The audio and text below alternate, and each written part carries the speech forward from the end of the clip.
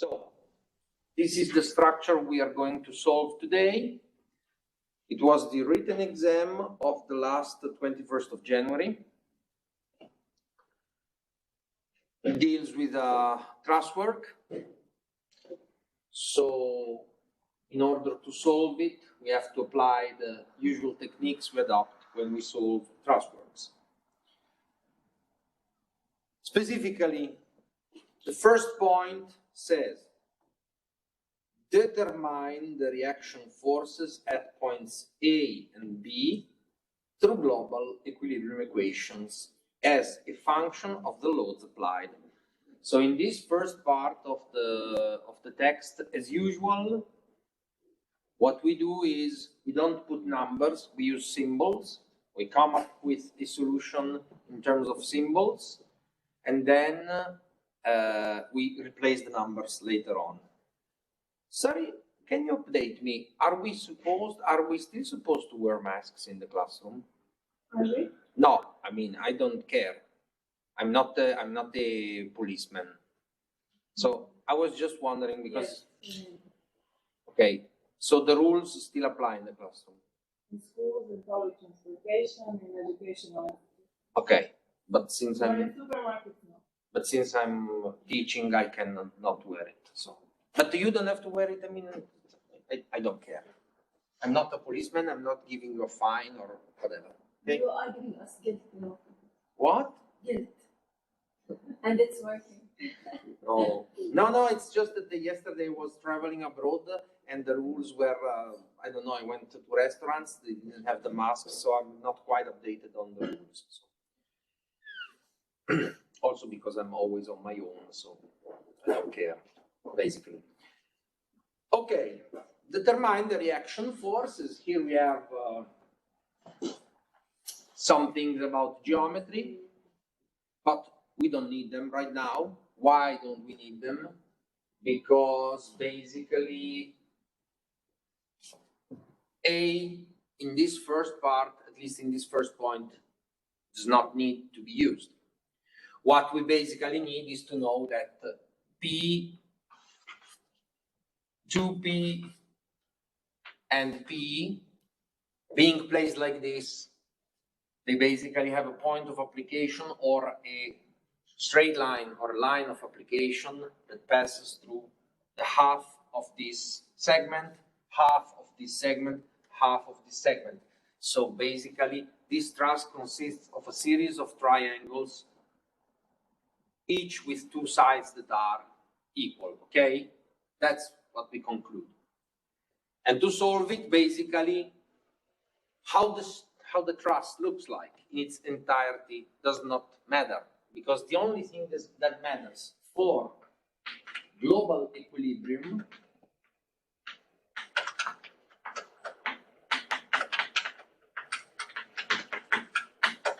are the restraints, the nature of the restraints. So in this case, a hinge in A, a roller in B, the global length, which is 3L, and the position of the loads, which means to get the reaction forces, and only the reaction forces, I am allowed to solve the structure like this: VA, VB, HA,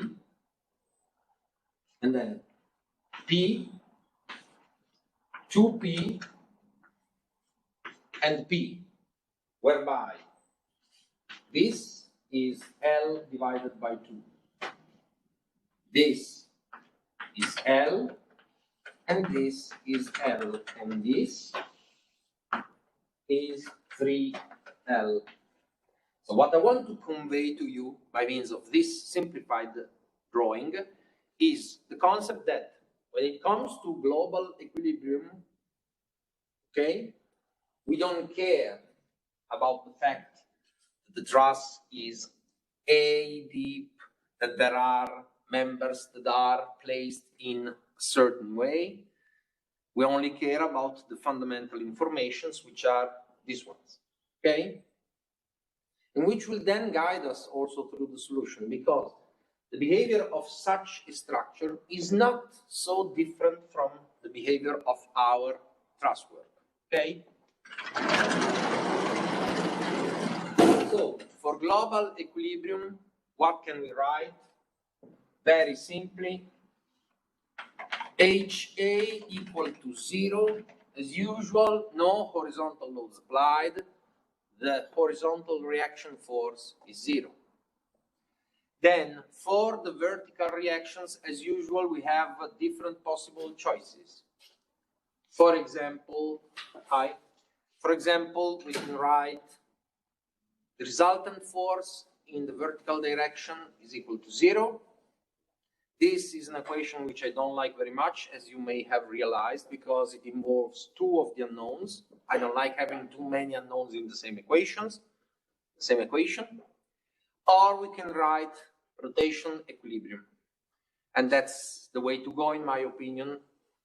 Whenever you can take advantage of rotation equilibrium equations, you should do that. Okay? So my idea is to write bending moment, or the moment with respect to A of the whole structure, should be equal to 0, which means, taking as reference point A, we consider the contributions of all the loads by writing the moment.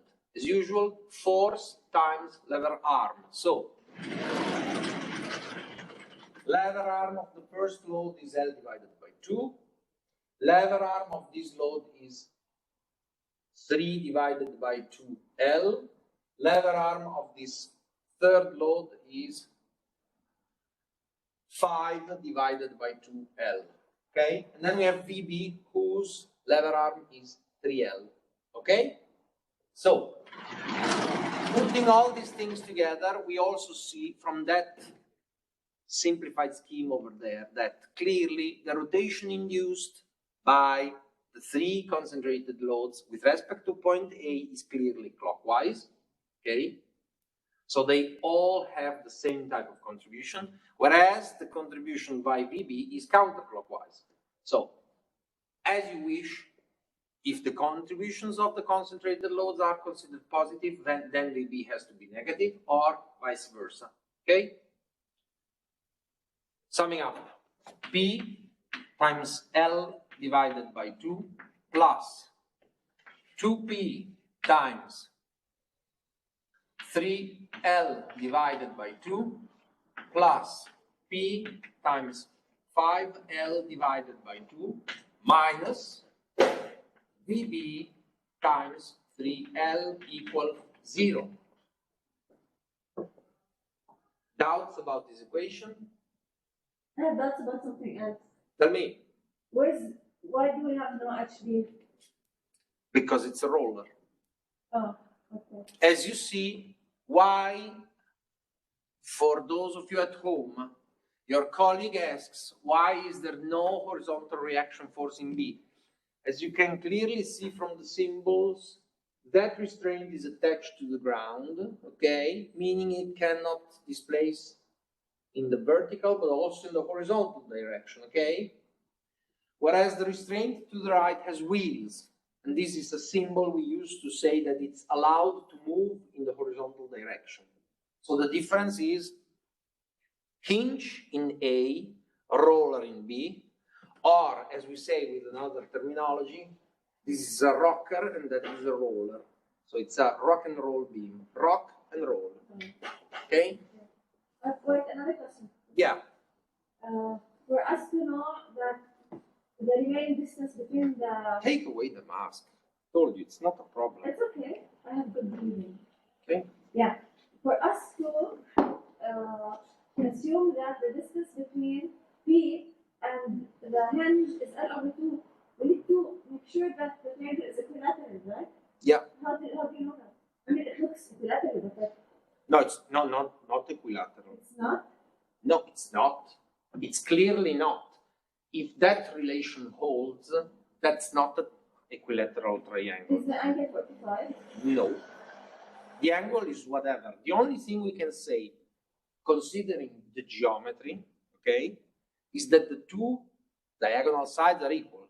which means the triangle is, I don't know how it's in English, but in Italian we say isoscele, okay? Means two sides are equal, triangle has one axis of symmetry, the two angles at the base are equal, the other one is not, okay?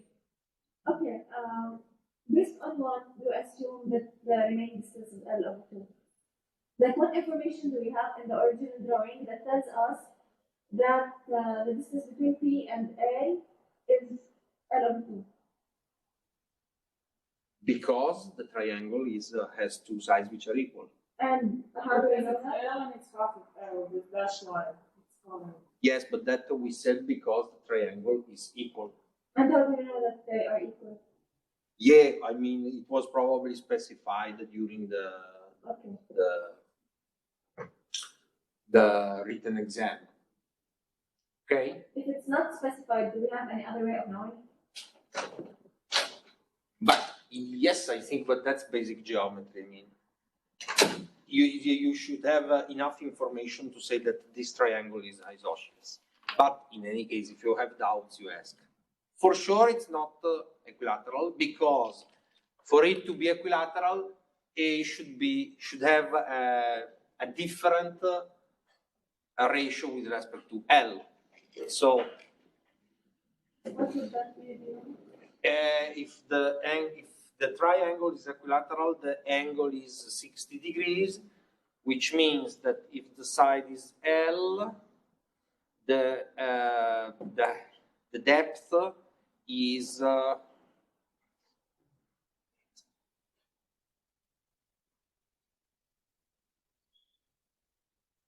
L per il coseno di 30, which means L square root of 3 divided by 2.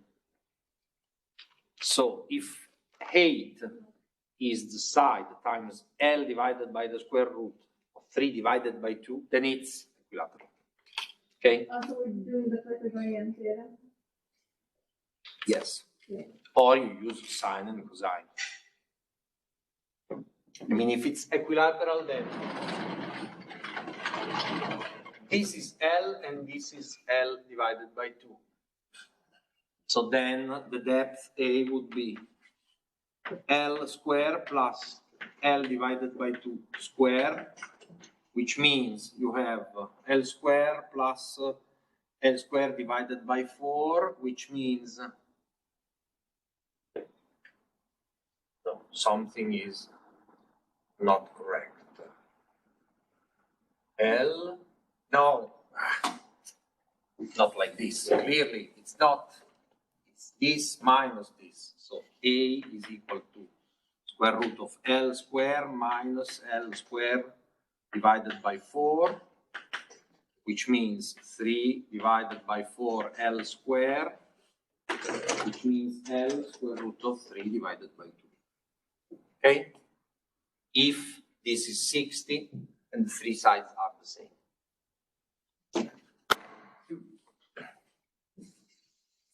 Well, then I hope it's specified. I hope it will be specified. It will. In case it is not, ask. Okay. What do we get then? We get this cancels out. This plus this is 6 divided by 2, which is 3. This is another 3.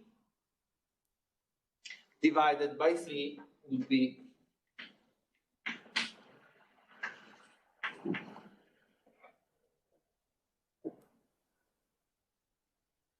correct? No, I missed out something. No, it's 2p clearly. Again, this plus this is 6 divided by 2, which is 3. This is 3 and 6 divided by 3 is 2. Could we have said in another way that VB is equal to 2p? Looking at the structure. Is there any other way to say VB is 2p? Well, the total is 4p. Yes, And that's not enough. Total is 4p. It's symmetrical. Yes, the load the distribution. structure is symmetric as regards restraints, geometry, and load distribution. Do not, again, have doubts about the fact that here there is a HA, as we always said. When we look at the bending regime of the structure, we only have to look at vertical forces and moments. Horizontal concerns the actual force. So it's enough if we have a hinge and a roller there to say the structure as regards the bending and shear behavior is symmetric, okay? So based on this consideration, then, okay, we could write MB equal to 0 to get VA, or we could write Ry equal to 0, because now this equation is useful in the sense that there would be only one unknown. The conclusion either way would be VA equal to P. Again, as I said, you're not obliged to use MB and MA. You can also use, if you like, MC, MD, MF, ME, MG, whatever, okay? The only thing is, remember, you only have 3 equations available for one entity, okay? Be it a beam or the whole structure, equilibrium equations are only 3. Advice is choose them properly in order to simplify the calculations. In that way, you reduce the probability of making mistakes, okay? That's it. Second point says, determine the actual forces in all the members. Column, clearly, capital letters, indicate the value as a function of P and the sign T for tension and C for compression, okay? Which means the diagram should be clear for me to understand. I will start over there, so I will leave the first point, point A here. And I will start by doing the equilibrium equations for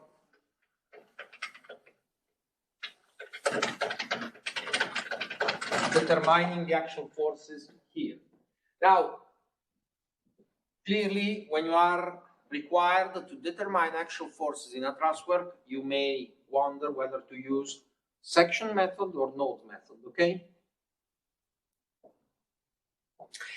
If the structure is like this, and you are required to determine the actual forces in all the members, there is no advantage in using one or the other, okay? They are the same as regards the computational effort. It's strictly your decision whether to use one or the other. So I'm going to start in A with the node method, and then maybe I will switch to section method, or I would check the results with one and the other. So starting at point A means isolating point A or node A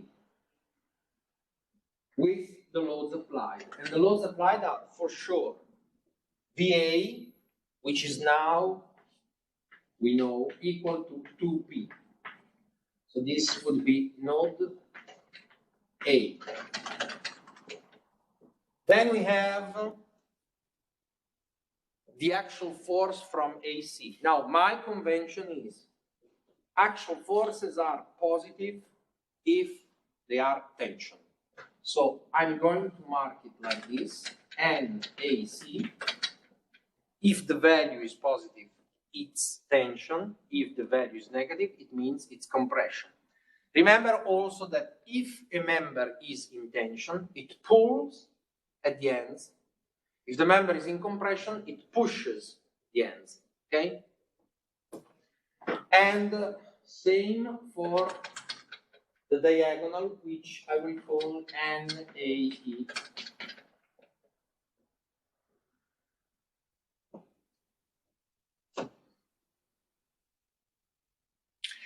So now, when you're faced with this, typically some of you are in confusion because they say, okay, I need the angle to make the relations, to calculate sine, cosine, to do the projections. In my opinion, this is not the problem. I mean, you can get rid of it by simply considering this fact. Instead of bothering about determining the angles, simply subdivide the forces in their components. So, NAE is the sum of two components. One is horizontal, the other is vertical. Call them, for example, NAEY, and this would be NAEX. Apparently, by doing this, you are introducing another unknown, which would lead nowhere, because you would have one material, one point, dot, with only two equilibrium equations available, because on one point you cannot write a rotation equilibrium. You can just write resultant force in the horizontal direction and resultant force in the vertical direction. But you have to remember that because of geometry, NAX and NAY are connected to each other. So you know what the ratio between these two components is. What is the ratio between these two components? The same you have on the length, okay? 1.5? 1.5? Not 1.5, because you have to take into consideration that you are comparing this with this in order to have this diagonal. So the ratio between this, the vertical and the horizontal, is basically A divided by L divided by 2. So in writing, NAEY divided by NAEX is equal to A divided by L divided by 2, which leads you to what? What is A, or what is L better? It's A divided by 3 divided by 2A times 1 divided by 2. What is this? A cancels out. Here you would have 3 divided by 4 below the sign of fraction, which means 4 over 3.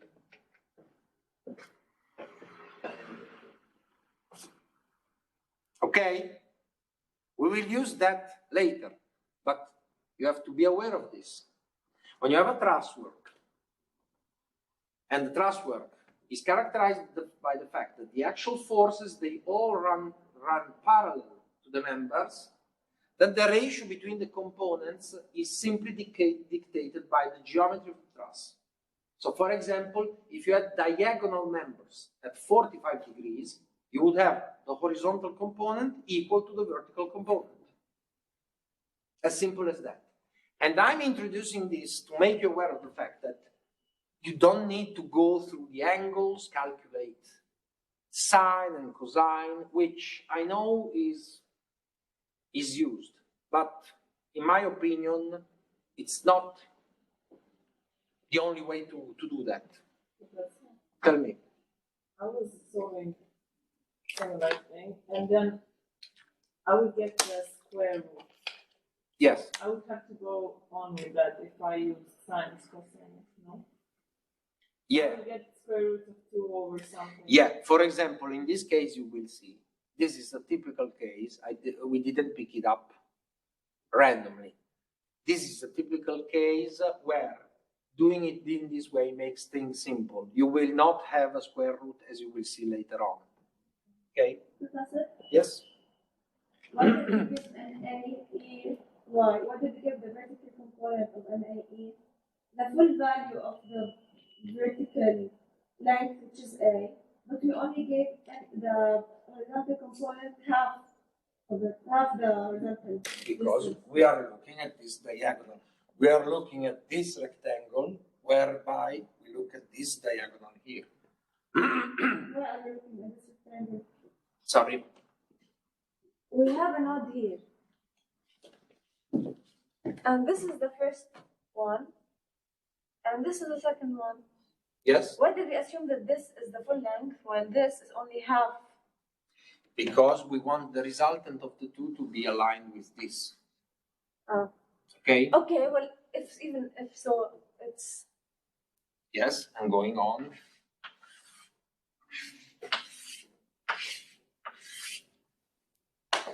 Okay.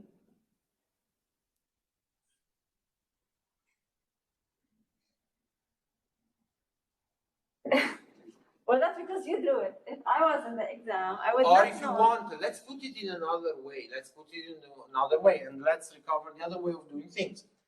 If you think about angles, to get this angle here, okay, to get this angle here, you would not look at the whole triangle, which is not a triangle with a right angle. You would have to look at this triangle here. Makes more sense now.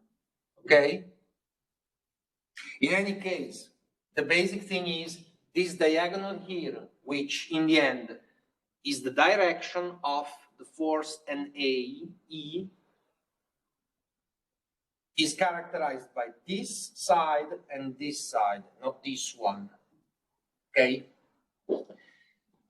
So, now looking at this set of forces, again, we have 1, 2, and 3 forces, which are known, although given that the relation, this and this are in a certain ratio, okay?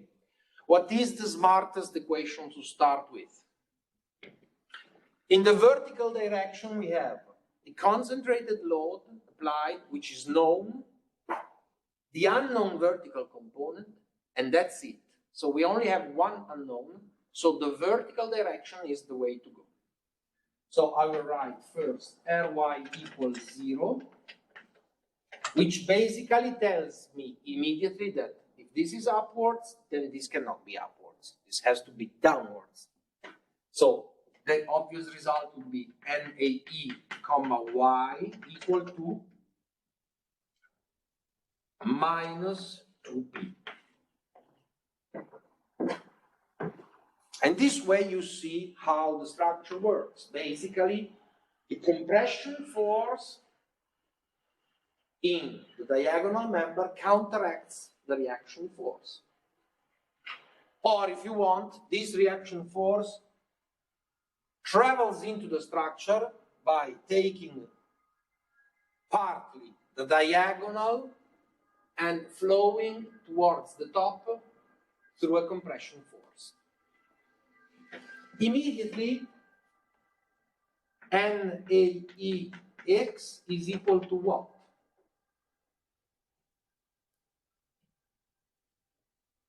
Three-quarters of NAEY.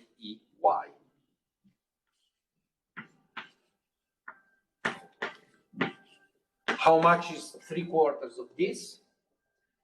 3 divided by 4 would be 6 divided by 4, 3 divided by 2. Sign is minus. Now to your question, the square root.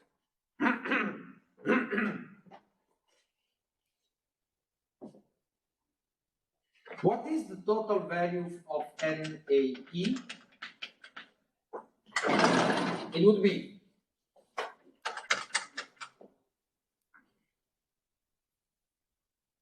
minus 2p to the power of 2 plus 3 divided by 2p to the power of 2. So minus, this is 4p to the power of 2 plus 9 divided by 4 p to the power of 2. What's that? It's 16 plus 9, 25 divided by 4p to the power of 2, which leads to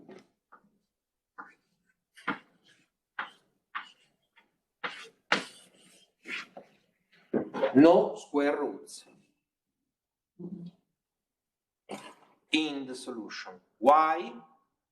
This does not always happen, but in that case we were kind, so we gave you geometry which got you rid of the square roots.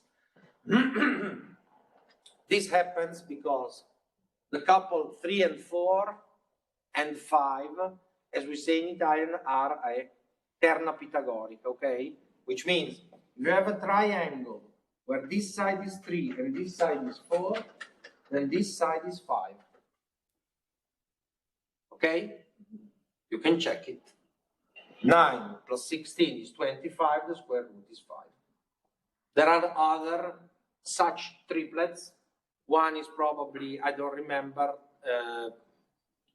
13, 12, and 5. But I have to check. Something like that. There is one with 13. Okay? So this is just a consideration. You don't need to make such a general thing. It's not that it happens all the time. You can also have solution with the square root. So here you could have, I don't know, 3 times the square root of 2 times p divided by 4, things like that. In the end, it doesn't matter. It's just numbers. Okay? Having said that, how do we go on? We have to determine NAC. What is the role of NAC? NAC has to counteract the horizontal component of the diagonal force. So the equation would be Rx equal to 0. NAC is directed to the right, plus NAEX equal 0, because this is also directed to the right. But we know NAEX is negative because it's a compression. So in the end, what we have is NAC equal to minus NAEX, which is 3 divided by 2p. And it's a tension force. So in the end, these were symbols, but after solving, the situation of my node looks like this. Upon the application of the reaction force, which is 2p, we have a tension force, which is 3 divided 2p, and we have a diagonal force, which is 5 divided by 4p. This force here consists of 2 forces. One is 2p, and the other is 3 divided by 2p. Okay? This is the situation of the node after solution. Yes? The direction of the components was based on the direction of an AE that we drew, right? Yes.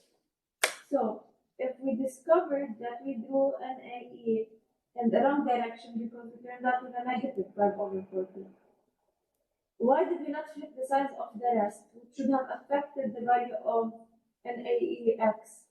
The bit minus 3/2p, not 3/2p. I didn't reverse the arrow, but I put a minus sign here. Or a minus sign here. Isn't it minus because to find out an AC, you took an AEX to the other side? So it should be minus. NAC plus NAX. So the direction of an AEX is wrong.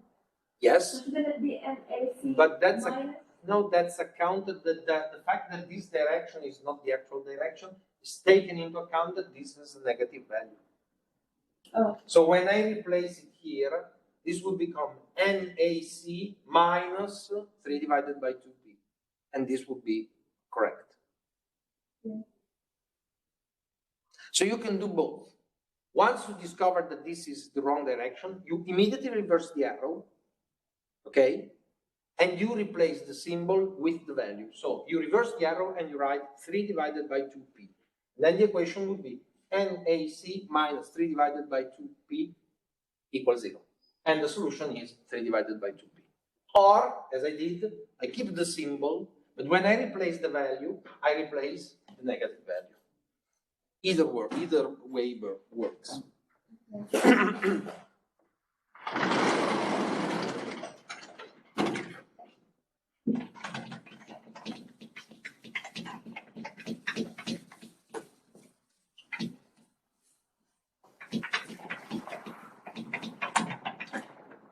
Now, another thing which is general, strategy of solution.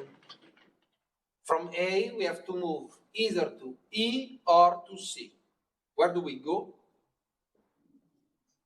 One could say they're both alike. In fact, they are not. First of all, P is a three-way node, so three trusses converging into E, whereas C is 1, 2, 3, 4, a four-way node. Moreover, in E, only this axial force and this axial force are unknown, whereas this one is known. We just determined it. It's 5 divided by 4p. So, when you move from here towards the right, you move to E. Okay? What is the situation of node E? There is a concentrated load applied, P.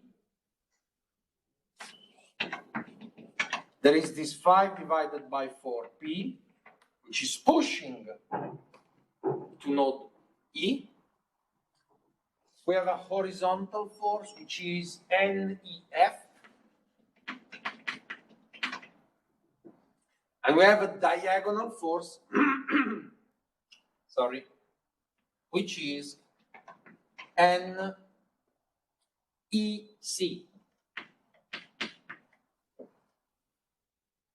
Again, it is useful to have what?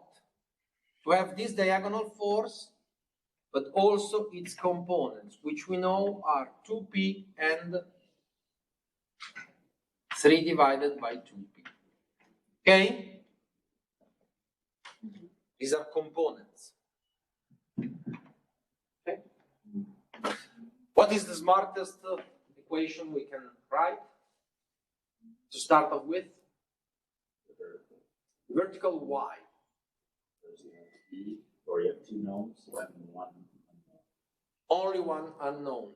Yes, in the horizontal direction, we would have the horizontal component of NEC and NEF.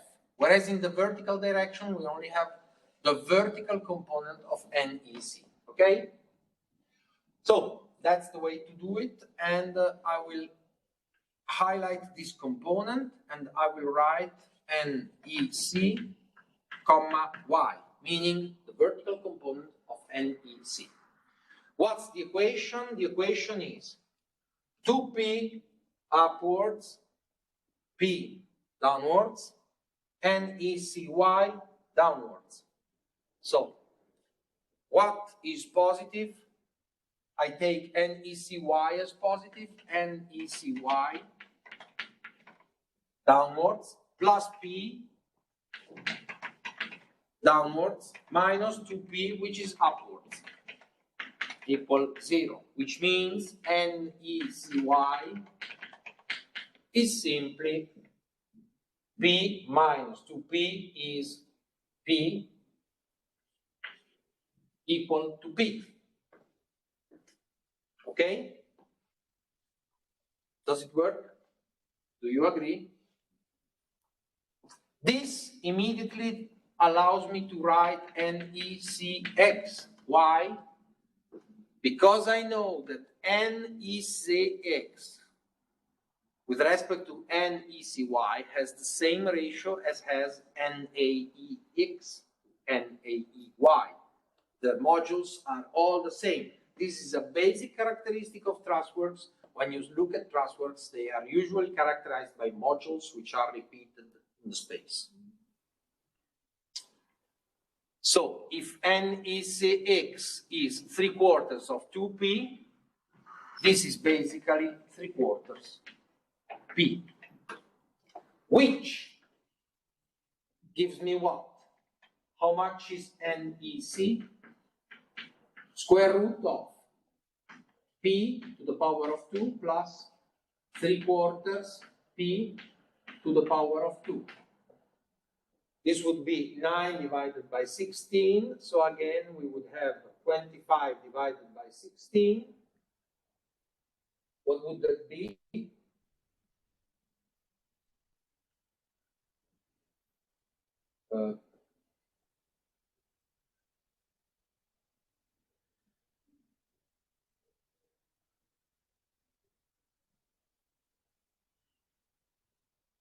This would be 4 plus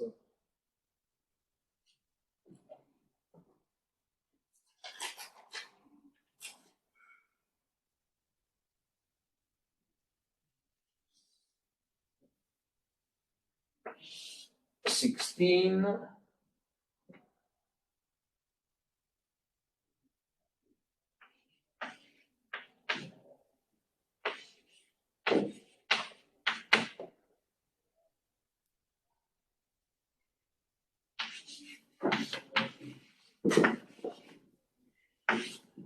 Square root of 7 over 2. square root of 7 over 2. No. It's not possible. I'm doing something wrong. Professor, where did we get an ECX from? There, the ratio. What am I doing wrong? Sorry. I look at the solution.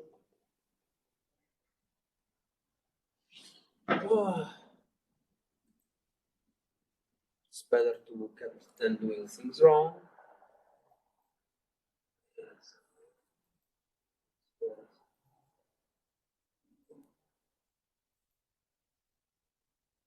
Should it be 4 over 3 then, not 3 over 4? The ratio, maybe that's a mistake. 4 over 3p.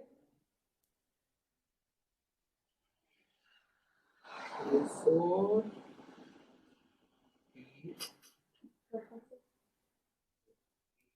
I know, but there's a mistake before. This is 5 divided by 2. I forgot to make the square root of 4. Here it's 4, so under square root it becomes 2. That's what was not, because I got 5 divided by 4 and I said it cannot be the same as the previous one. Why? Because this has a vertical component which is half of the previous one. Now 5 divided by 4 is okay. That one was not okay. Okay? This is still okay, and this has to be corrected. Okay?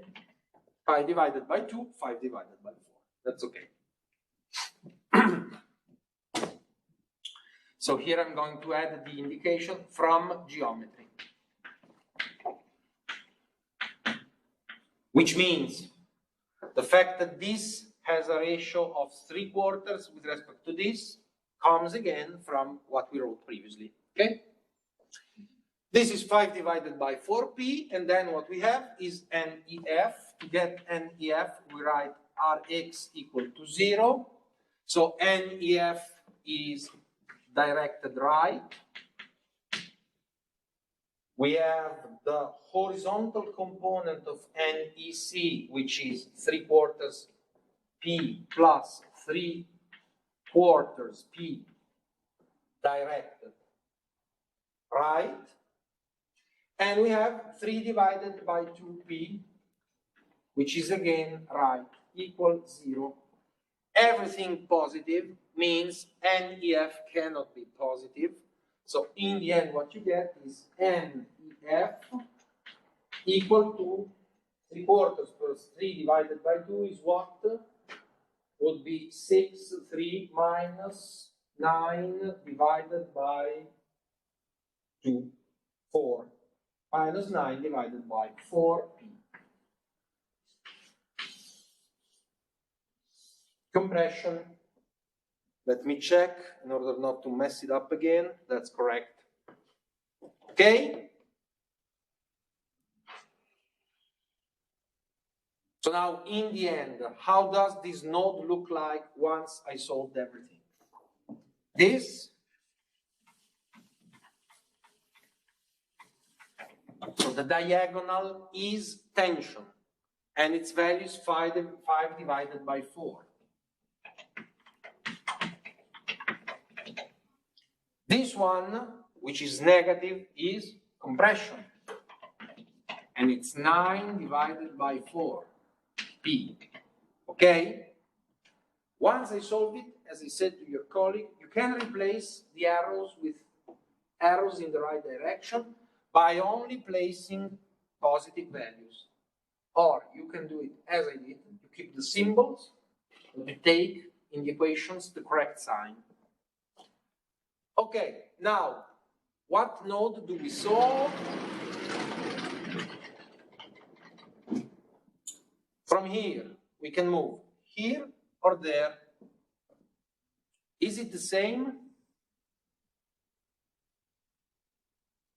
No. No. What would you choose?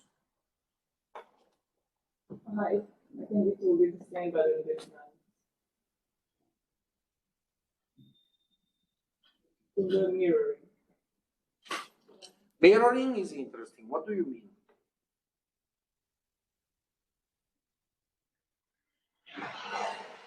Well, if it's symmetrical. So, I mean, I would go with C. It's symmetrical, but you would go with C, because one would say, since it's symmetrical, at this point I know this one, which means I also know this one, because it would be the same. So the only unknown would be the diagonal, one unknown. Whereas here, I know this one, I don't know this one, I don't know this one, I don't know this one.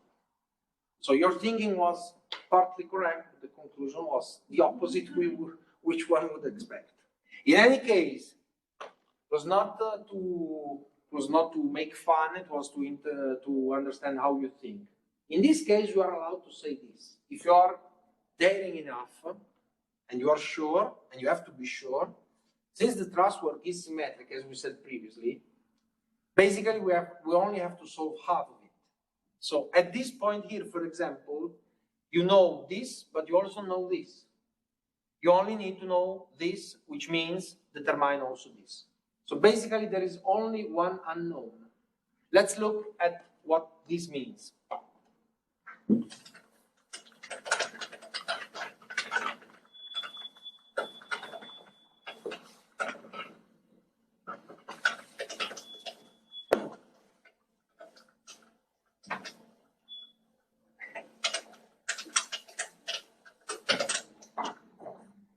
At node F,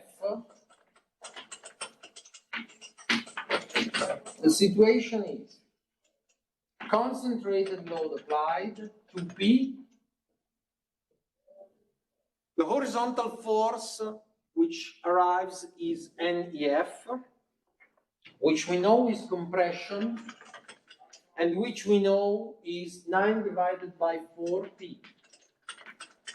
And because of symmetry, the same to the right. Then you have two diagonal forces like this.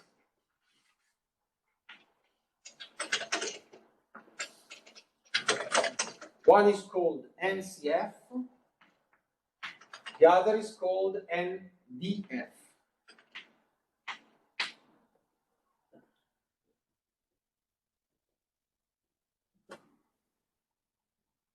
And you can clearly see that they have to be equal. Why?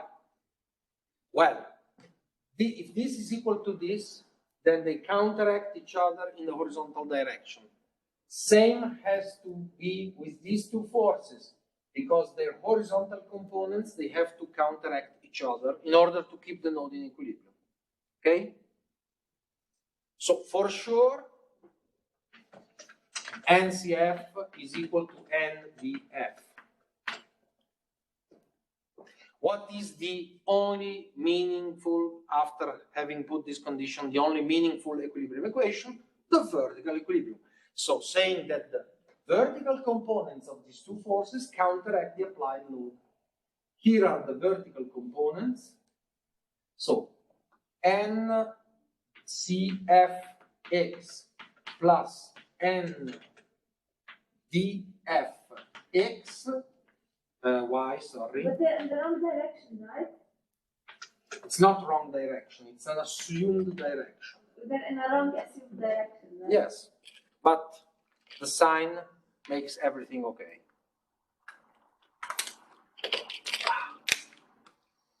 NCFY plus NDFY should be equal to minus 2p.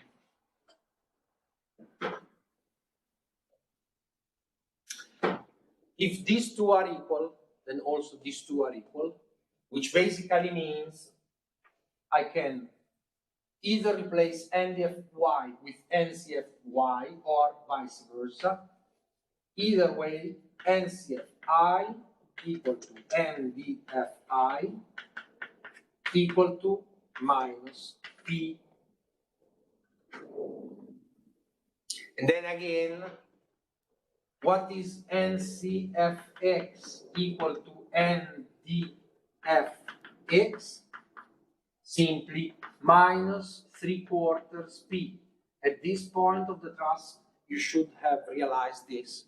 Whenever there is a vertical component in a diagonal member, the horizontal is 3/4 of the vertical component. And so, no surprise, the end is that NCF equal to NDF is equal to what? We've seen it before. With P and 3/4 P, what is the result? It's over there, 5 divided by 4P. In value, the sign is negative.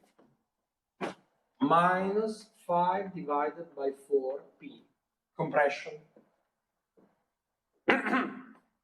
And that's the end of the node.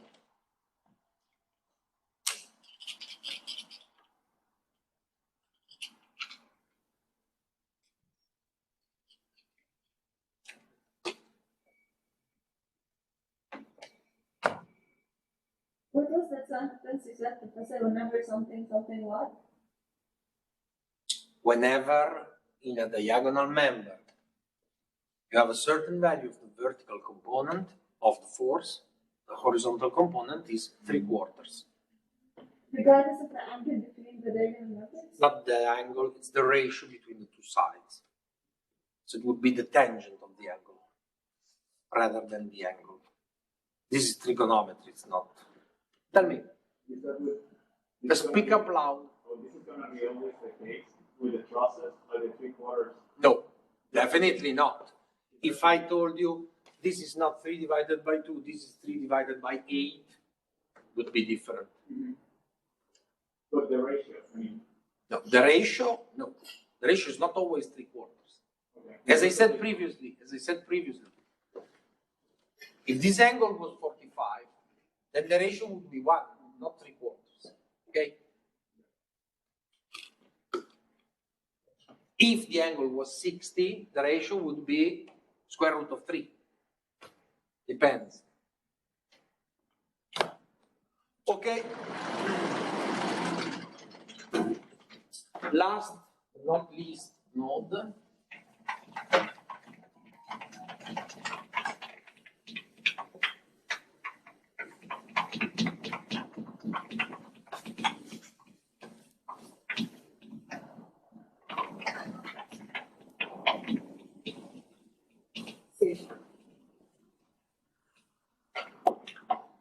Yeah.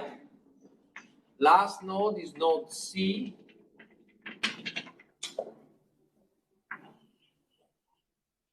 We know we have a tension force from AC, and the tension force is 3 divided by 2P. We know we have a tension force from the diagonal, which is 5 divided by 4P. We know we have a diagonal compression force from that, which is 5 divided by 4P. We assume NCD to be tension. Somebody wants to give it a try?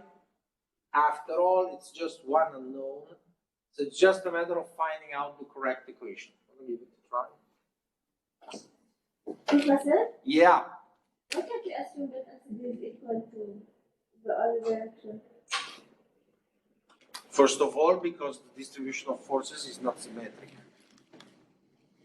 Because there are two sections of the class, the right side was there is one to the left. No, because if you look at this node, even without solving, this is directed to the left. This, okay, it's diagonal, but it's directed to the left. This is diagonal, but it's directed to the left. I need something to the right, otherwise the node will not be in equilibrium. Generally speaking, at that point, there is a clear symmetry. This point here is not in a symmetric condition. Go ahead, what's your name? Laura. Laura. Please, Laura. And tell us your thinking why you do that. Okay. We would go with horizontal ones. Yeah. So Draw the components of the diagonal members.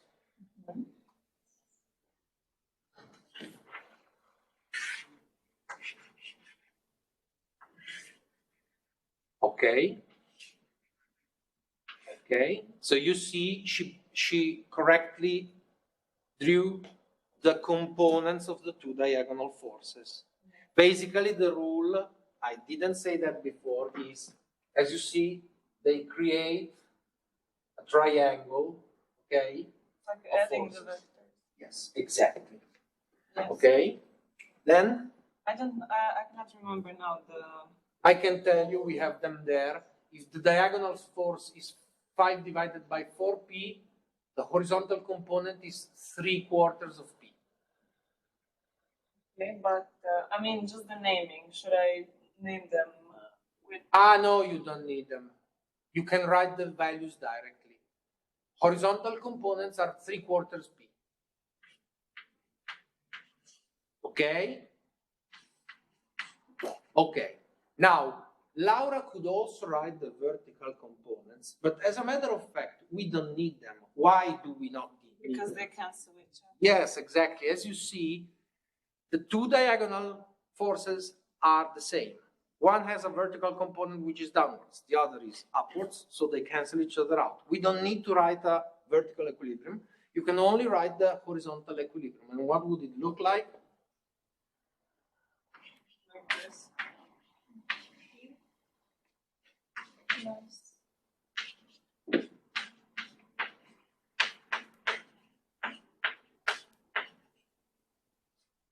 Minus NCD. NCD, 0. Okay.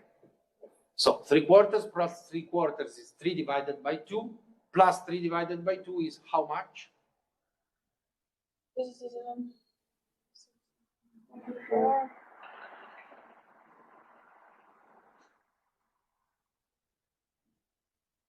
66/4, and then we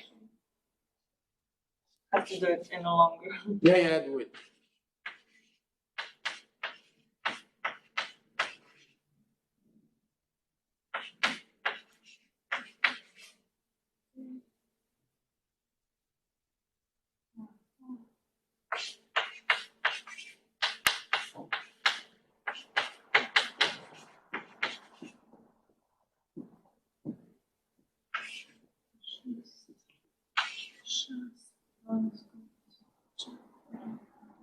Three.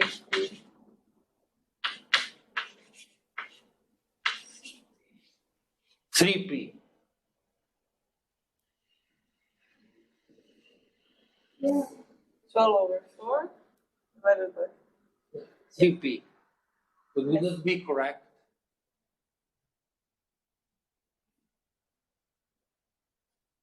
Yeah, Laura, spoiler. It's the correct value. Okay. Thank you. I'm thinking, yeah, it's not the same because of these. They all push to the left, so we need something it's to the not- right. Yeah, exactly. Can you see? 3/4, 3/4, 3/4, And then, 3p. okay. Thank you. Thank you. Let's give it a check. Now, this value here, 3p, I don't know how you are in your exams, but when I was at the exams and I got round numbers, I was always surprised.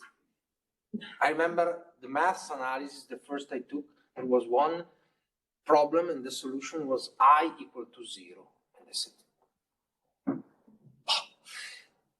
so let's assume this result is suspect. It's right. Spoiler, it's right. Let's assume it's suspect. How can you check it? Let's use the section method. Okay? And how do I use it? Well, I use it by cutting the structure like this. So, and finding an equation which immediately gives me NCD. So what I'm going to do is, I'm going to basically draw everything that's to the left of that section cut. Meaning,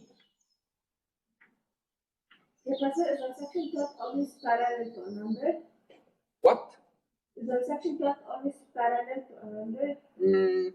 No, section cut is virtual. I could only draw it with another inclination. The important thing is that it intersects 3 members. Okay?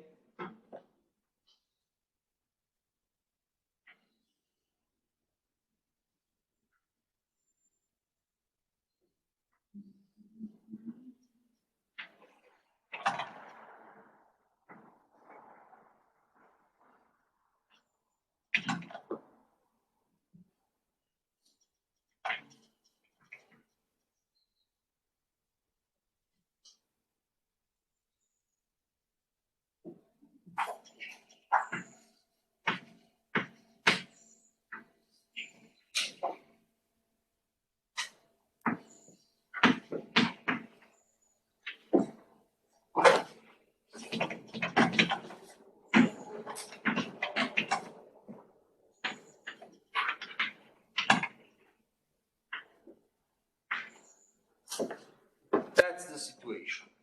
And now one wonders, why do you also write NDF and NFG? We know the values already, okay? Yes, let's check them. And let's start with the easy one. NDF,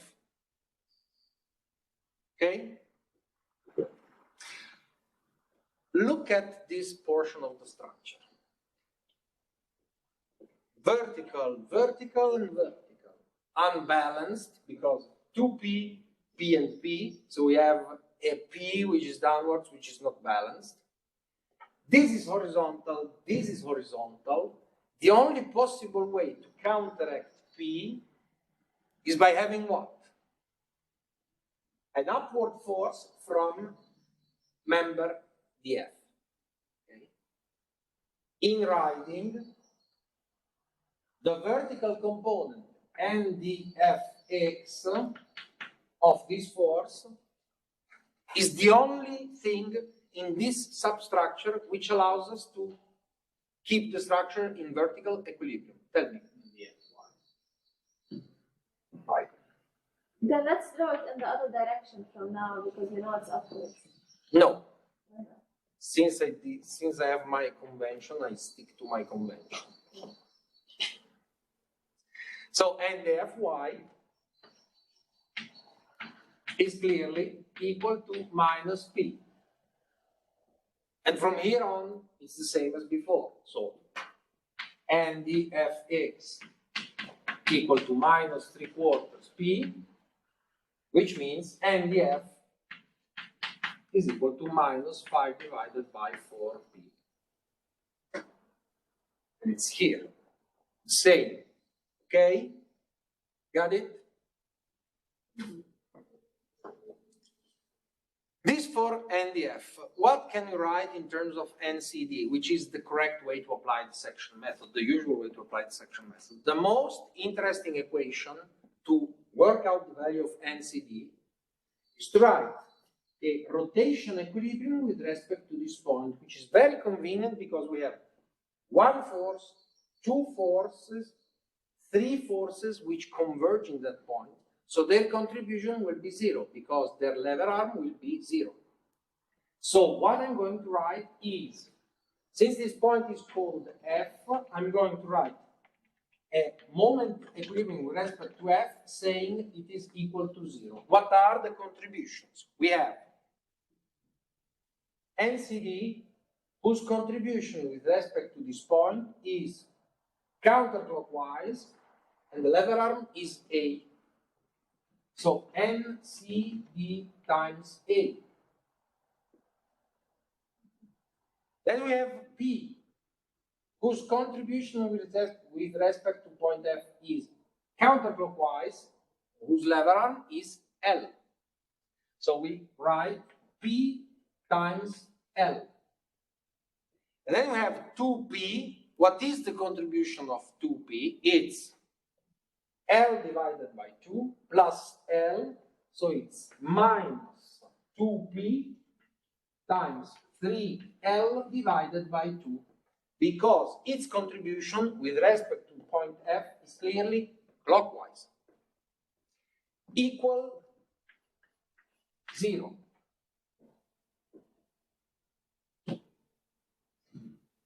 Now we replace L everywhere with 3 divided by 2A, or we replace A by 2 divided by 3L.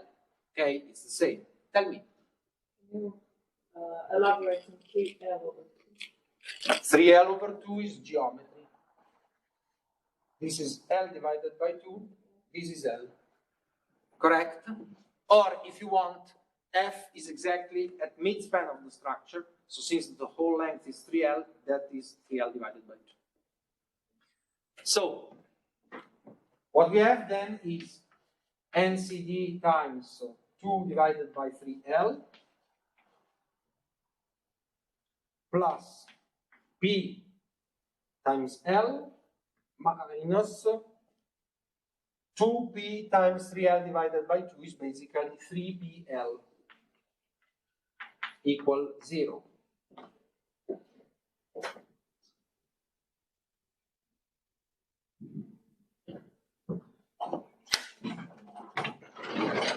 NCD finally is what? Is equal to 3 divided by 2L, which is the inverse of this lever arm, times PL minus 3PL is equal to 2PL minus 2PL. If I bring it on the other side of the equation, it's 2PL, which means 2 and 2L cancel out. What remains is 3P, as Laura correctly determined. Or Laura. We also say Laura in Italian. Okay? So when you have trussworks and you are faced with a solution which doesn't convince you, or you simply want to check, my suggestion is try the other method. So you did it with nodes, check it with sections. You did it with sections, check it with nodes. Two solutions, no wonder, have to be the same. Another remark I would like to make is, as we said during class, section method is very useful when you're not interested in determining everything. You're just interested in looking at the tension force or the compression force in one single member. You choose a proper section cut, and by adequately choosing the equation, you can immediately work out, for example, in our case, NCD. I also checked NDF, but I could have gone directly to NCD. Okay?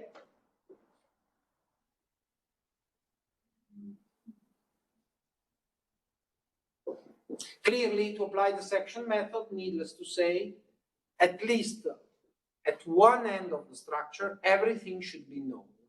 So, the least requirement, also for the nodes method, in this type of structure is to have determined at least the reaction forces. It would not have been necessary if, for example, you had a cantilever-like structure. In a cantilever-like structure, you can always start at the free end and move towards the reaction forces. Also, this has been shown to you in class. So, summing up, how do you give the solution? I will write it here on the original truss just to save time. Well, the solution said, or the request was simply, again,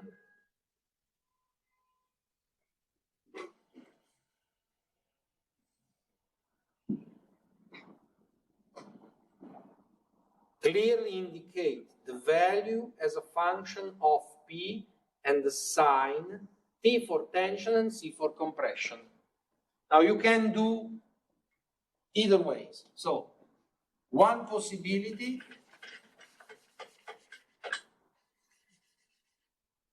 is to declare at the beginning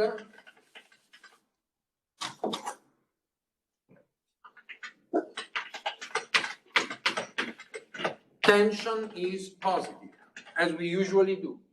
This means my convention is plus is tension. So what I have to write is simply 3 divided by 2p minus 5 divided by 2p. And that's enough. Looking at that, I know that you mean tension here, compression here. Or,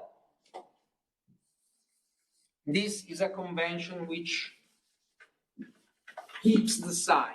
Another way to do it is probably the one that Rima likes most. I can write 3 divided by 2p here and put T between brackets. This means tension. So no signs, whatever. So here I'm going to write 3p T.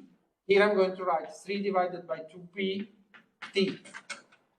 Then what I would have is, now I lost track of all the forces, but 5 divided by 2p C here, 5 divided by 4p T here, 5 divided by 4p C here. And I don't remember the one on the top, it was probably 9 divided by 2. I think so. C, compression. Okay? 9 divided by 4 maybe. 9 divided by 4, yes. 9 divided by 4. Yes, I was checking. And then, of course, because of symmetry, 9 divided by 4p, compression, 5 divided by 2p, compression, 5 divided by 4p, tension, 5 divided by 4p, compression. Look at the solution. Is it right? Is it wrong? Okay, I can check it, but still doesn't make sense. It makes sense because this is basically a simply supported beam which is bent by concentrated loads which are downwards. Okay? So what do I expect? I expect tension at the bottom, compression at the top, whereas in the diagonal members, as it is usually the case in trussworks, you have compression, tension, compression, tension, compression, tension. If you want all the members to be in tension or in compression, they should all have the same direction. For example, if the truss looks like this,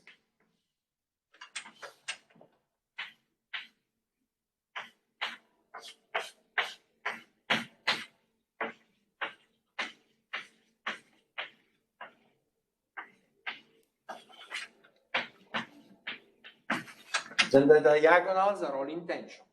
If you reverse them, they are all in compression. In that case, I don't need to draw diagrams, right? Like No, because they're constant, it's rectangles. I mean, if you write a solution like this, for me it's clear, okay? Seems easy to do, but I could show you what was done in January. And in certain cases, you simply wonder, does this student want me to understand things, or is he hiding something? Because it's difficult to understand. I tell you, keep it simple. I mean, like this, it's clear. For me, it's crystal clear. I don't need anything else.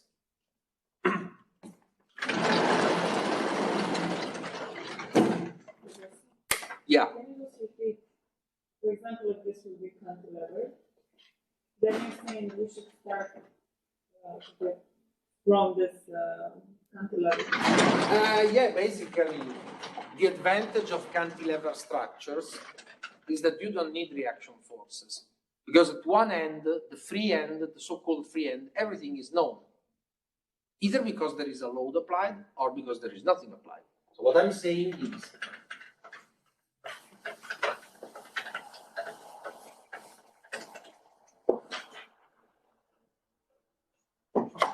suppose you have a trusswork that looks like this.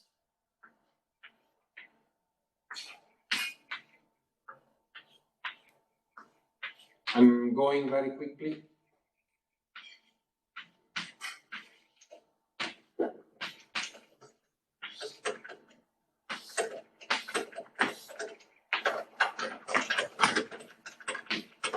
Okay? What I'm telling you is, you have such a situation, you don't need to work out the reaction forces.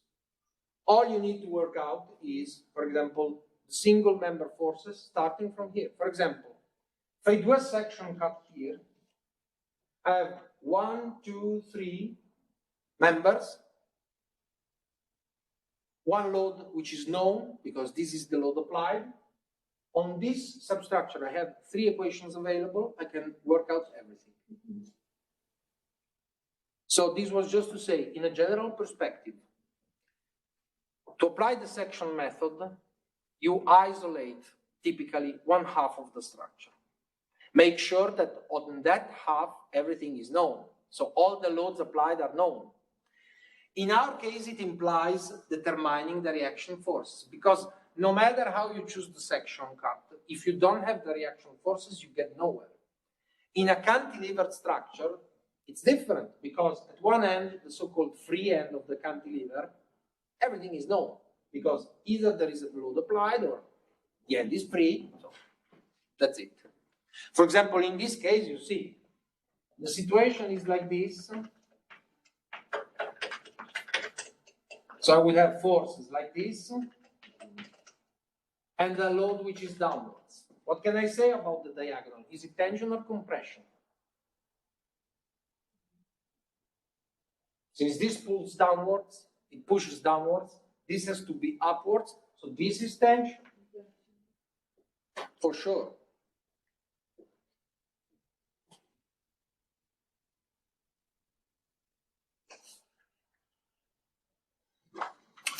Okay, what comes next? Now we have numbers, and the numbers are L equal to 3 and P equal to 40 kilonewtons with FID equal to 200 megapascals. The request is design the cross sections of A, E, and C, D under the assumption that the members have circular hollow sections, and then it said, see the back of the page for the main geometric properties. Yes? Possible to fully surface to be show how the form shape. I don't understand, sorry. Show how the truss. Sometimes you ask. That's the 4th point.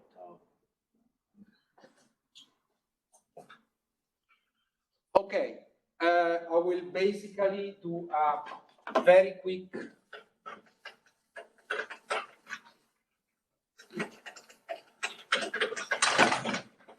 summary of the point. It says, design the cross sections of AE and CD under the assumption that the members have circular hollow sections. What are the members? AE, it's this one. Why do I pick this one?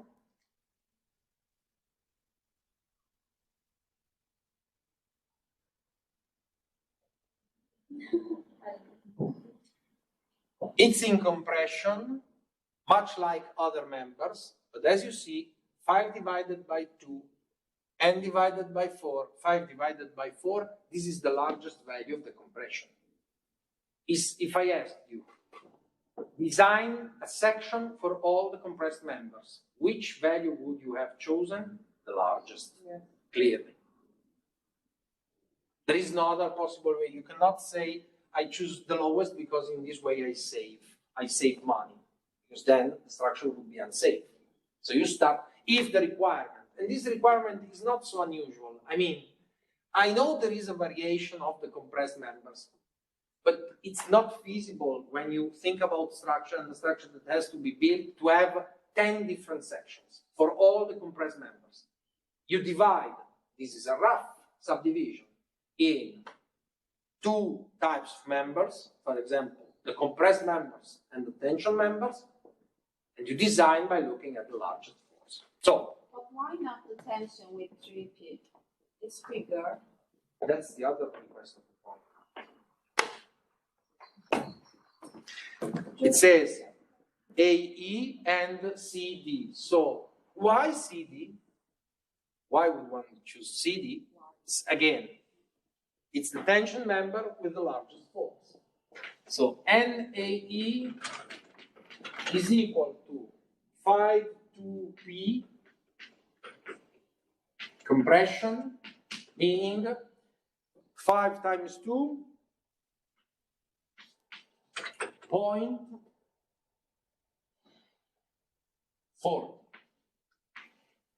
How much is that? It's 5 per 40 200 diviso 200.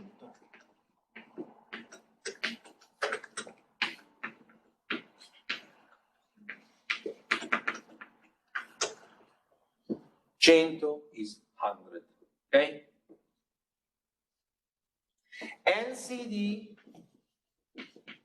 is equal to 3P tension.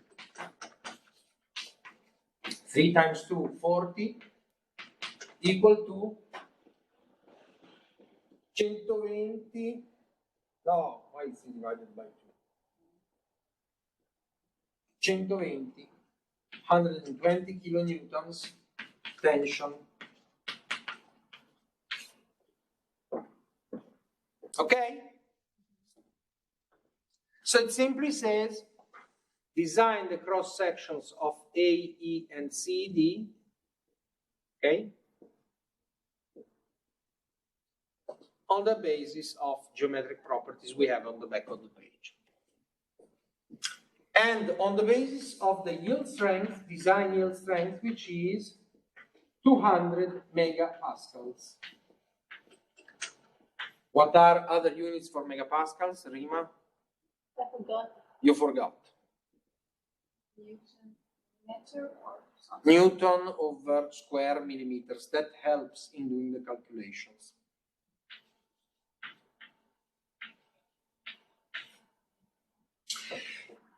As we saw in class, there is a big difference between tension and compression members. Tension members, their behavior is basically dictated only by the section, and specifically, if they are subjected to pure tension, by the amount of the area, how much material you have in counteracting the applied load. As a matter of fact, if you have a tension member, we've seen that previously, when we solved the other steel structure, it was probably the second practical class we did. Since you have the stress on the section subjected to pure axial force is N divided by A, you can also say that the maximum axial force that can be resisted is N max equal to Fyd times A. Okay? Since this holds, if I apply a load and I have a certain area, this is the stress, then if I know the yield strength and the area, this is the maximum axial force the member can withstand.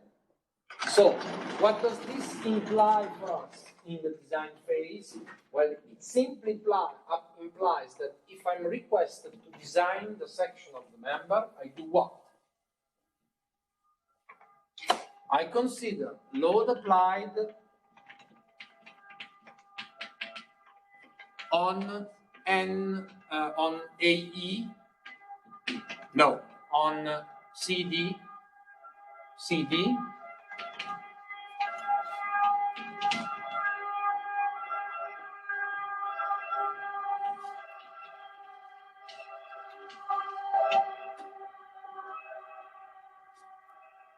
Then the minimum area we have to provide is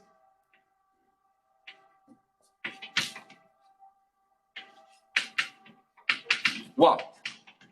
N divided by FYD. So this is in kilonewtons. If you work with newtons, it's 120,000 divided by, what is it? FYD, it's over there, 200. What does this number yield? So it would be 1,200 divided by 2, which means 600 square millimeters, which means 6 square centimeters. Looking at the table, there is one column, it's the third column where you have the area of the member. Starting from the first, but I can quickly maybe, I don't know, it's a little bit, okay, we'll do that, we'll try that.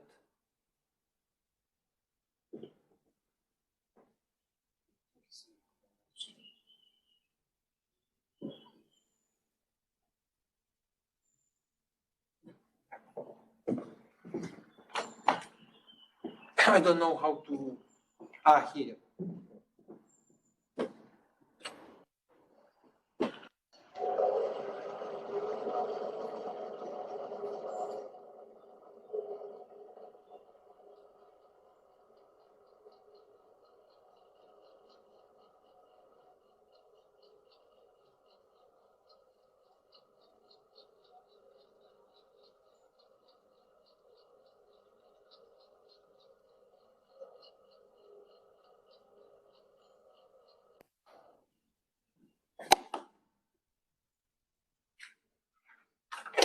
I'll just quickly share my screen. Should now see it.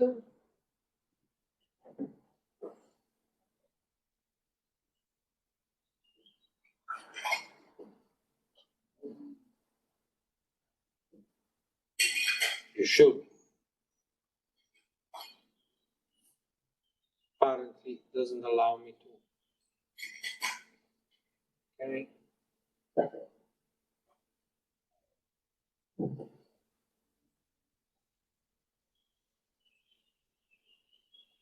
No.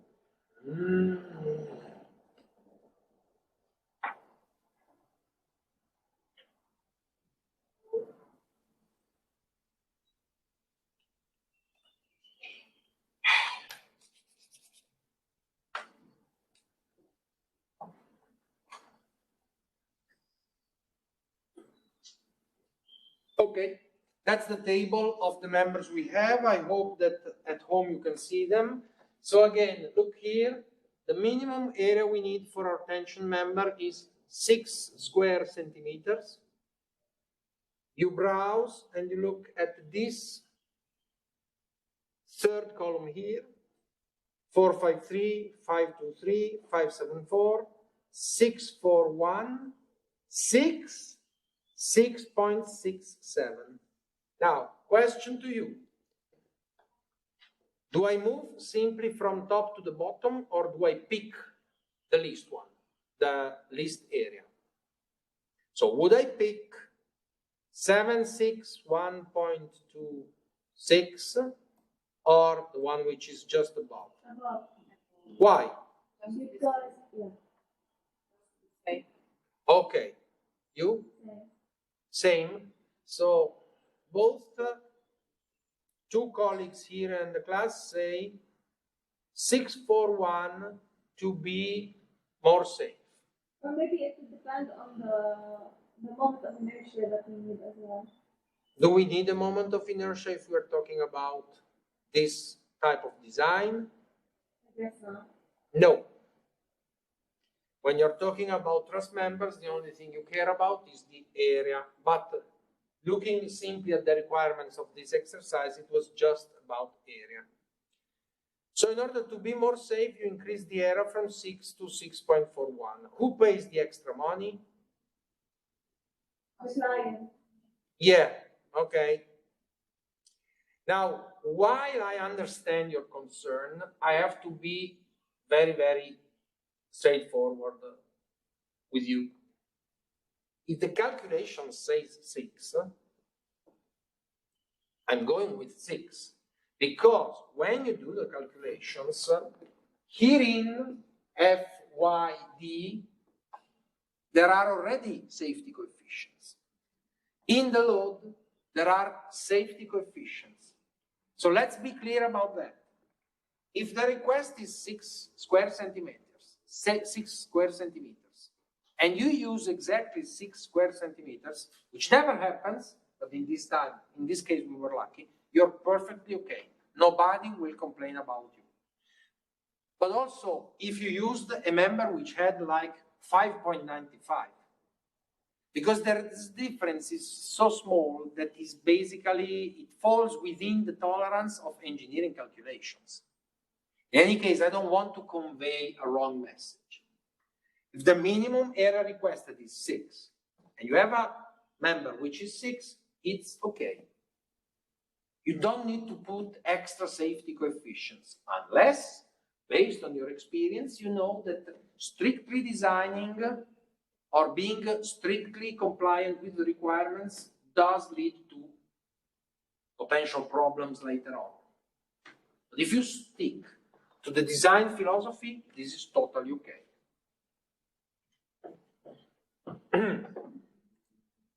That's it. Then we have to calculate what? We have to calculate the compression member. Now, let me stop with the sharing and go back to the blackboard. I will click quickly.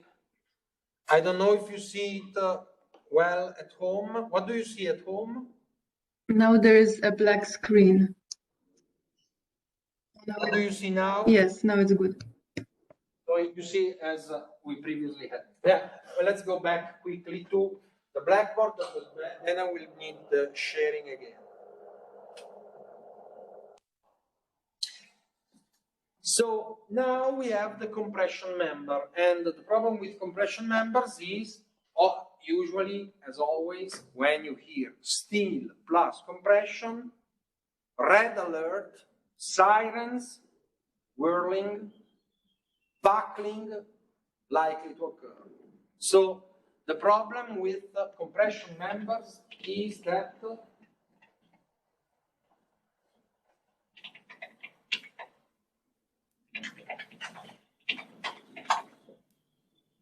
you can have buckling.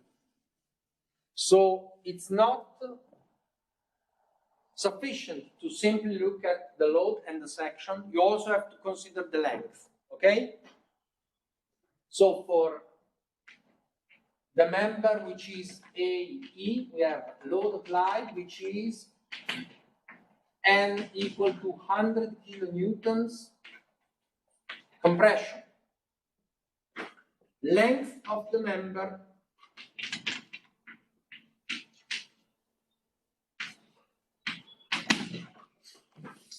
member is, well, the geometry, you have it.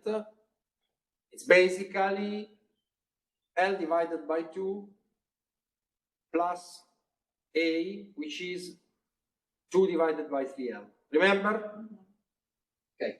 So length of the member is, let's call it L prime, square root of L divided by 2 to the power of 2 plus A to the power of 2, which is basically L square divided by 4 plus A is 2 divided by 3L. So 4L square divided by 9. This would mean you have basically 36 here. This is 9L square plus 16L square. So the length would be what? 25 over 36, 5 divided by 6L. Okay? Let's check, because I don't want to mess it up once again. It is. No, according to Maria Chiara, it's not. What did I do wrong again? L divided by 2.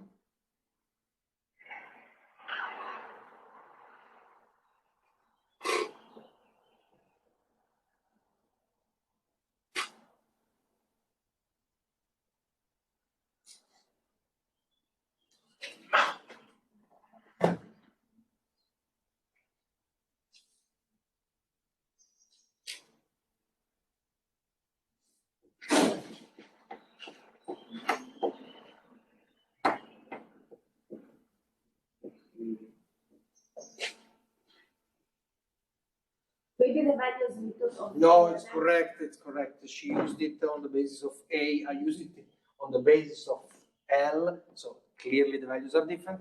So it would be 5 times 3 divided by 6. 15 divided by 6 is 2.5.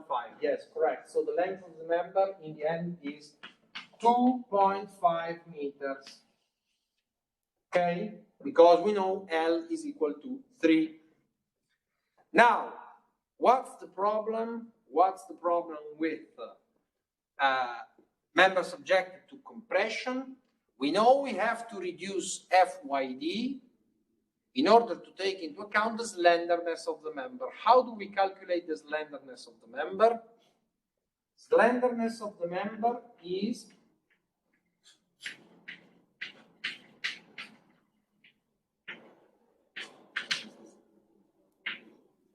L0 buckling length divided by yi, which is the radius of gyration.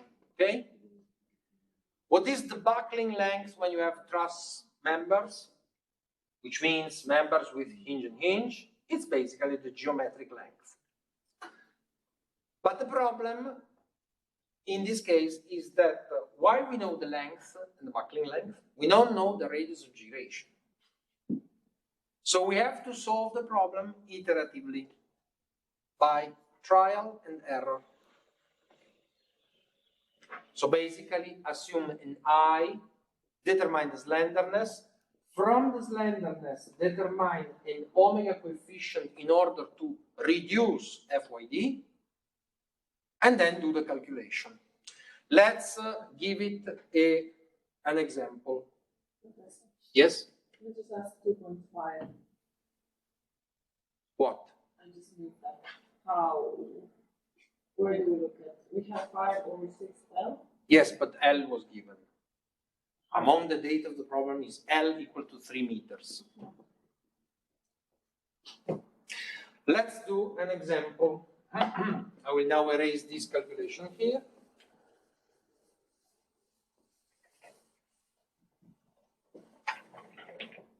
So here we have L prime 2.5 meters. Suppose I take, and now I will share my screen just quickly so that you see what I mean. And I have to unfreeze.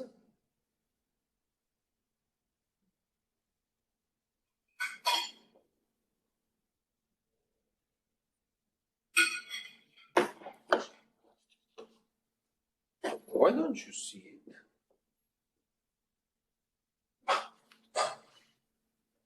Okay.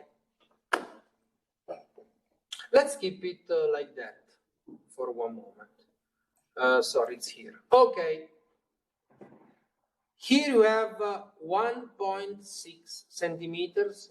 You can see radii of gyration. Why it's radii and not radius? Because clearly in a circular hollow section, the inertia and also the radius of gyration is the same in one direction and in the other. Okay? If the section is different from a circular hollow section, there are 2 radius of gyration.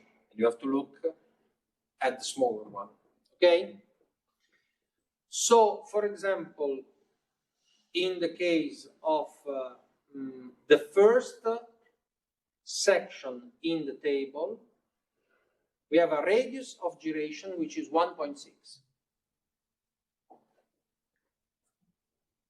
So if I is equal to 1.6 centimeters, means the slenderness is how much?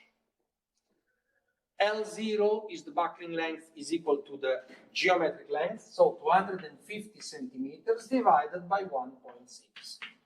What would that lead to? 156.25. 156. 56.25. How do I use this information? This information is used to work out the omega coefficient here. So you go into the line where you have 150 and then you move to the right.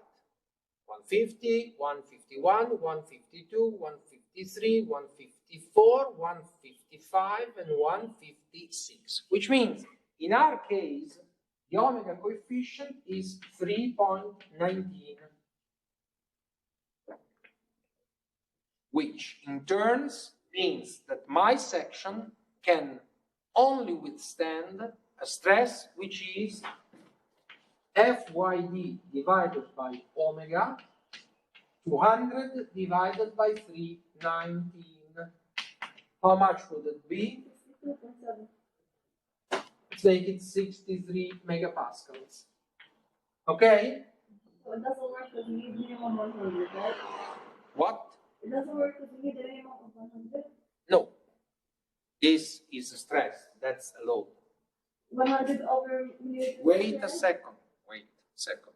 I have to switch again. Okay? So the calculations for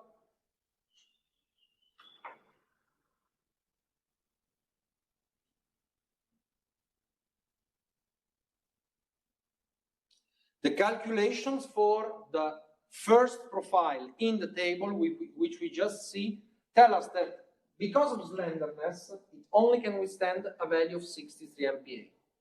Now, if you've seen the area of the first profile, it's 4.53 centimeters square. Is that enough? Let's check. So, for a member whose section is 48.3 times 2, that's the name of the section. An area of 4.53 square centimeters, we know that maximum sigma is equal to 63 MPa. So, what is the maximum force it can withstand? And maximum is 63 times 453 equal to 28,000. 28,000, so this means 28 kilonewtons. 28,739. Okay, lower than 100 kilonewtons, which is the load applied. So this result means not okay. Okay? That means doing a trial and error. Okay? So you simply go and you try one section. If it's not good, then you try the other section, and so on. Now, the sections in the table, as you can see, are several. Let's take a look again.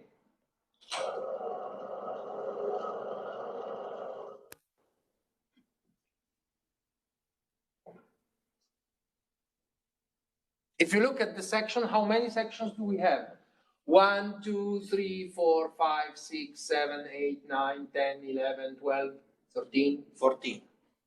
Do I have to try them all? No. I can group them. What do I mean by group them? Look at the first one and look at the names. The first one has a name which is 483 times 3.2, okay? Then there are three sections where the first number is always 60.3, 60.3, 60.3, and the only number that changes is the second one. As a matter of fact, these three sections are all characterized by radius of gyration, which is very close. 203, 202, 201. So my suggestion is you try, instead of each single profile,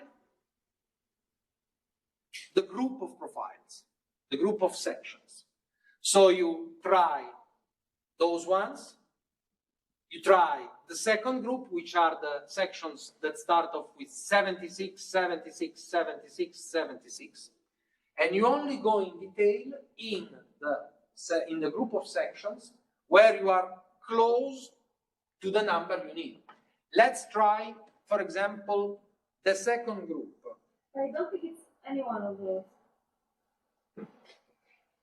How can you say? Because the jump in the direction is very small. Yes, So I but would directly do 76, but I could be wrong. okay, let's do, but time is almost over. You know what? You know what? I'm suggesting you do this on your own because I also want to address the, no, try it. I didn't say anything.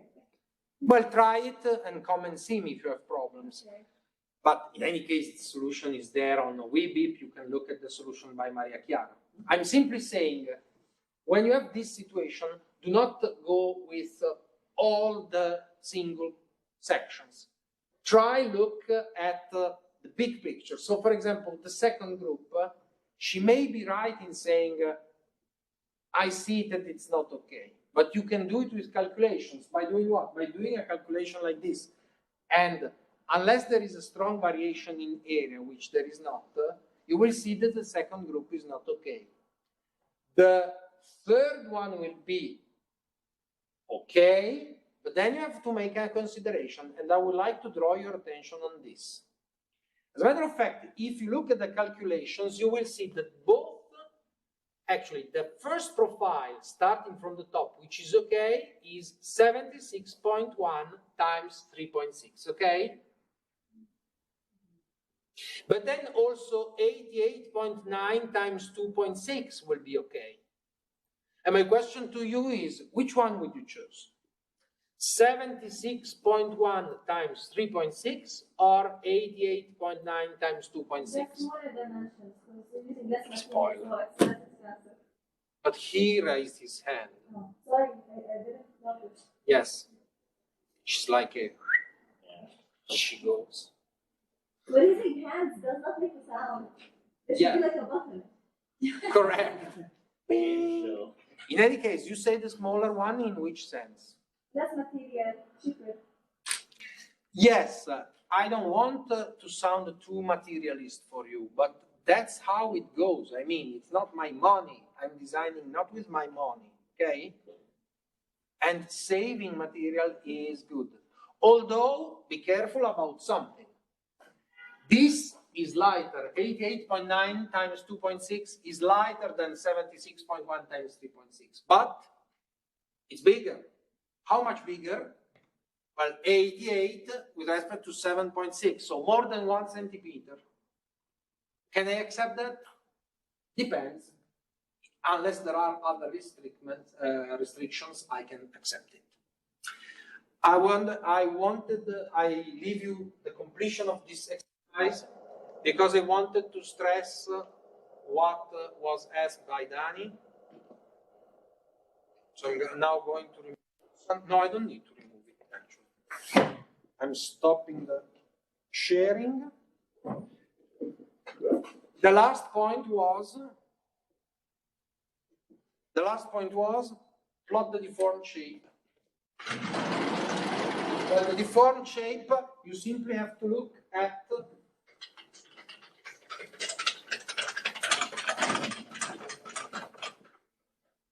what? Forces, whether it's tension or compression.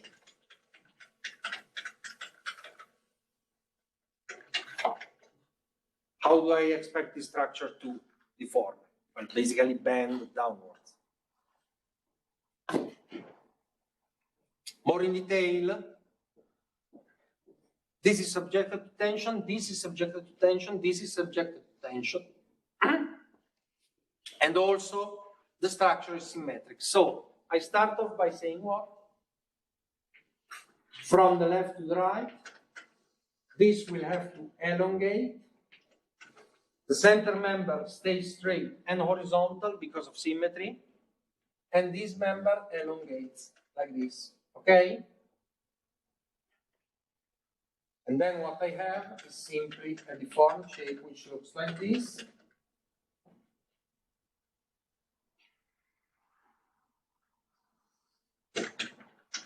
Oh, sorry, that's bad.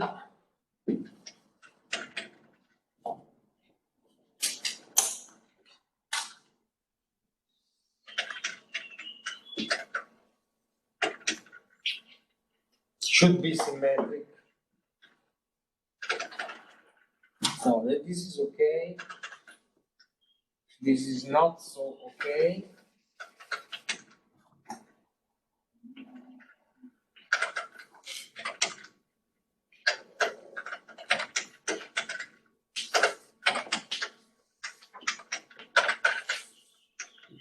Like this.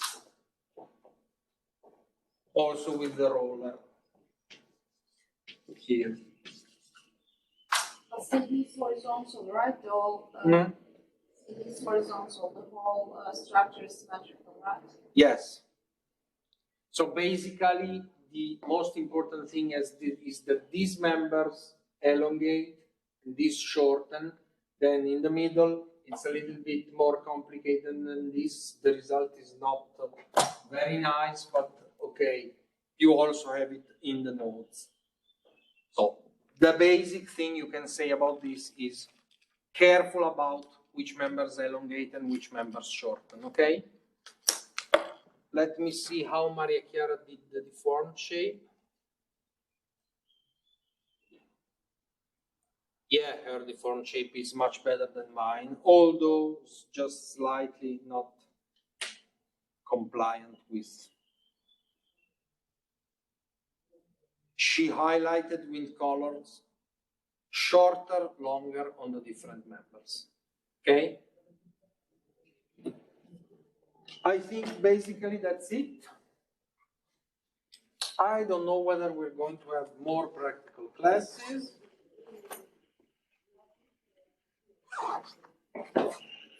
Depends basically on you, depends also on me, but let's stay tuned, okay? In case I schedule one, because it would be, today is the 5th, 14, 19, yes, that could work for me, okay? In 2 weeks, as usual, yes. Maybe now we had a longer interval because of vacations and whatever, but yes, that's it. Thanks, Professor. Have a nice day. Bye-bye. Thank you, Professor. Thank you. Bye-bye.